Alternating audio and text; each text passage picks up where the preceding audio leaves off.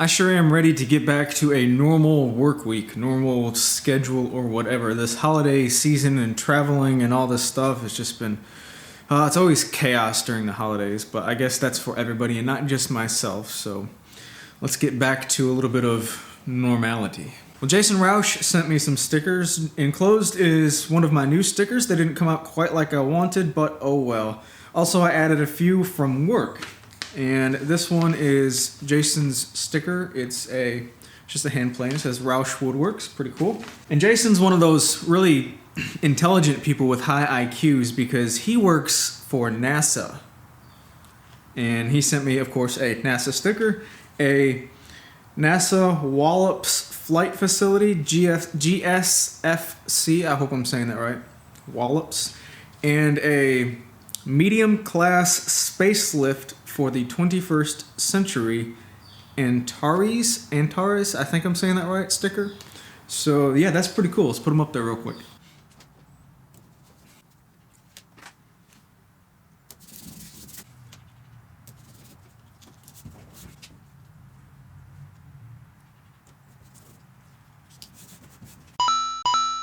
I appreciate that, Jason. Thank you. Did you guys watch the Detroit Lions go into Lambeau Field and lose again? They haven't won since 1991. You know, it's one of those things that you kind of think, well, you know, all streaks have to come to an end. So, you know, they're going to win. They're going to win. But I didn't expect them to win, not with the team that they have this year. They've got talent on the team. They just underperform based upon their expectations, I think. And I think they will go into Dallas and lose. I really do. I want them to win, but I don't even expect them to get too far into the playoffs. Seattle is just playing phenomenal football, so I think they're going to take it in the NFC. And I don't think New England has any competition in the AFC. So I think the Super Bowl was going to be Seattle versus New England, and I think Seattle's going to win again, back to back. It's been a while since we had a back-to-back Super Bowl champion, and I think that'll happen again this year. So what are your thoughts on the playoffs, if you even care? I know a lot of people just don't give a crap about football, American football, but who's going to be in the Super Bowl and who's going to win? I got a lot of questions about my second version of this belt sanding platform.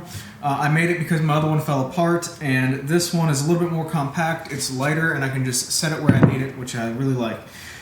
It's ugly, and I built it to serve a purpose. I don't care what it looks like as long as it works. So let me disassemble it really quick, and as I put it back together, I'll explain how I made it. This piece right here was the surviving piece from my last sanding platform, and it was pretty much the only piece that was made from solid wood. The rest was just plywood or particle board.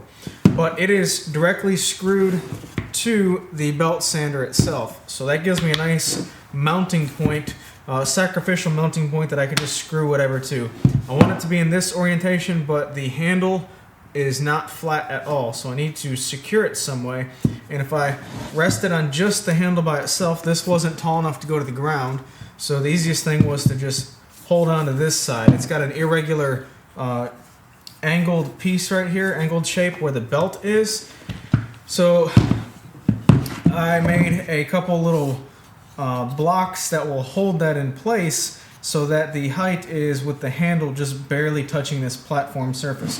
This is just two pieces of 3/4 inch plywood glued and screwed together, and basically I was trying to get a box. That's it, nothing special. So this mates into here, and it's barely touching the handle down there on the bottom piece of wood, so I still need to support this somehow, and I just put another piece of 3/4 right here and screwed it into place on both the sander and the bottom.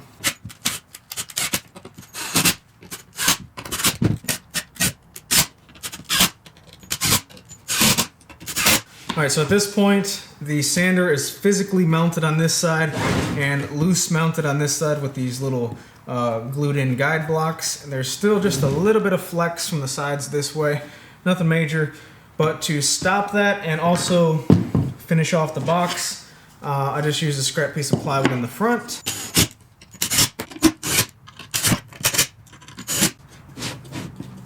And also one in the back. But this right here, I don't know if you can see that, down here on the bottom is where the dust is blown out from the sander itself. So right around there is where I want to have the dust port, and this is just a hose big enough for my shop vac, and it's just screwed on the back as well. So at this point, the sander is firmly mounted. The sides won't flex any because of the front and back panels. It's nothing but junk scrap plywood that I had. And I just want to block off some of these holes to help the shop vac with dust collection. And this is just a piece of 1/4 inch MDF that will serve as a air stopper a little bit, you know, just to block off some space. And I cut this one to fit around here. Still allow the cord to come out. I've got the handle set in the on position, so I just turn it on by plugging it in. So that's it. It's just a box specifically fit to hold this particular sander and have a shop vac dust collection port. It's ugly, but it gets the job done. Now, unlike the other, my first belt sanding platform version, they were both ugly and thrown together, but unlike that one, I can still have access to the tension release to change the belt whenever I need to without removing screws. The other one I only had to remove like 6 screws. It wasn't that big of a deal at all. But nevertheless, I can get at it without removing anything on this one. And I still have access to the tracking knob if I need to make any adjustments there. So just an ugly but get the job done type of project. I've kind of gotten aggravated with all of these small little specific need things that I've done here in the shop that really don't add up in the big picture to an organized and nice shop to work in. I've got a lot of small stuff that I've outgrown and I can't use, or I can no longer use because it was for a specific need for the last shop or whatever the case may be. So going forward, I don't think I'm going to make a lot of these small little French cleat storage solution projects and stuff like that. So I want to do an entire wall of drawers and doors and shelves and storage solution, everything on this wall, but none of it specifically set up for this particular tool or this particular item or whatever. Everything, I want to have everything to be adaptable to where I can change what goes in it without building something new.